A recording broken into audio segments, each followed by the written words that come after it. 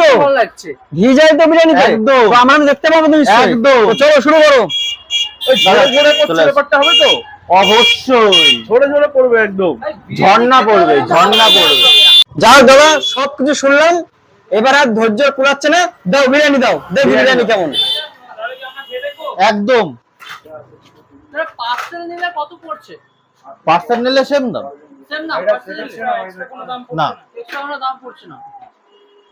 পার্সেলে শুধু হচ্ছে 80 রুপিতে, যেটা হচ্ছে তোমার আর আপাতত হচ্ছে আমাদের যেহেতু 4 দিন, আমাদের ইচ্ছা আছে শনিবারটা হচ্ছে আমরা বন্ধ রাখবো প্রতি সপ্তাহে, কিন্তু আমাদের ইচ্ছা আছে শনিবারও চেষ্টা করব যাতে হোম ডেলিভারিটা দেয়।